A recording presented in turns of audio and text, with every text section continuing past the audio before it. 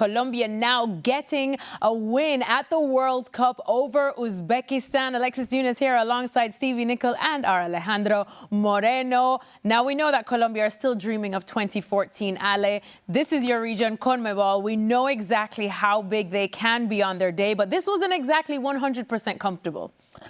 No, it was not. And it was such an important game for Colombia to win, not just because you want to get off to a good start in the World Cup. That in itself should be enough motivation. But given the result between DR Congo and Portugal, this would allow the opportunity for Colombia to control this group and really dictate how this group is going to go. And having that control, you would think it would have been a whole lot easier for Colombia, given the fact that not a whole lot of people know about this team from Uzbekistan.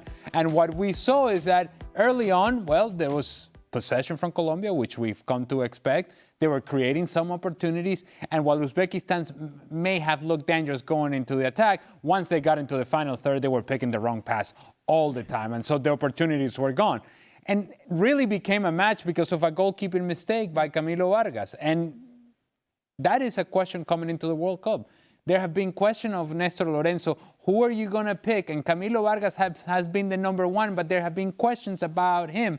And today is not going to answer a lot of those questions, at least not in a positive manner for Camilo Vargas. Regardless, Uzbekistan gets back into the match. What was really key for Colombia is that they scored their second goal right away, and that you get Luis Diaz going as well. And where that goal came from was from good pressure on the ball, forcing a turnover, and getting Luis Diaz running into space.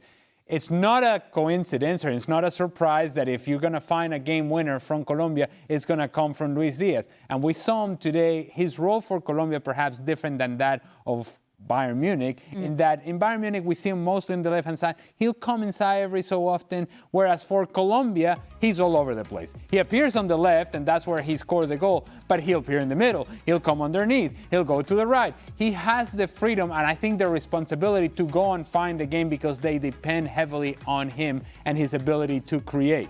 The other question for Colombia, and I think, Stevie, is something that while we were watching the game, you were paying attention to, is James Rodríguez. Yeah. Yep. They depend on him and his service and his moments. We call Lionel Messi's moments of magic. Well, for Colombia standards, they need James Rodríguez to have his moments of magic. But in order to have moments of magic, Stevie, he has to touch the ball. Yeah. He has to get involved, and he doesn't seem to be getting around all that well. You tell me, Stevie, you saw it, I was watching it, and it's difficult to see James Rodríguez, how he can influence his team. You know, the way he influences this team is his presence. He really, it feels to me as though he's a bit of a crutch for this team. You know, the fact that he's on the field gives everybody around him confidence. Of course, we look at Luis Diaz. He doesn't need Emre to give him any confidence. But in terms of the whole midfield in particular, I just think the fact that he is there, it gives them an energy and gives them a confidence to go and do their thing. Now, yeah, of course, with the talent he has or had, you expect more from him. But I think it was a smart move. 70 minutes, take him off, because he's done his job.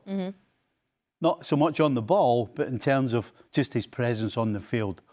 But yeah, Colombia, you know, Luis Diaz brings an energy to this team, and it gets everybody off the seat. But I think sometimes it hinders them because they do things too quickly. He does things so quickly, and everybody else tries to do the same, and then they turn the ball over.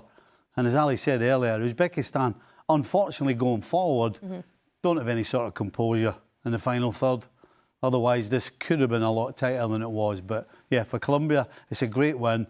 They can relax now. You've got 3 points on the board, and then go from there. And to your point, Stephen, I think it's well taken about Luis Diaz. And again, we make the comparison and contrast it to what he does with Bayern Munich. In Bayern Munich, he can be this sort of unpredictable, crazy guy in the attack that can create chaos and can create the sort of feeling about a back line in which they're uncertain as to what he's going to do because he doesn't know what he's going to do, right?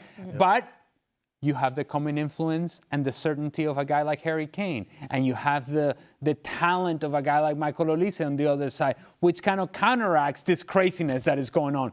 That it's useful for Bayern Munich, but in the case of Colombia, you can't have craziness all over the place. And that's what we see, is that sometimes they get disorganized. We think of being disorganized in the back line or in the midfield, sometimes Colombia gets disorganized in the attack, and Luis Diaz is in the middle of that. But it is the way that they attack, is the way that he plays, and they find in him the answer to most of the questions they have offensively.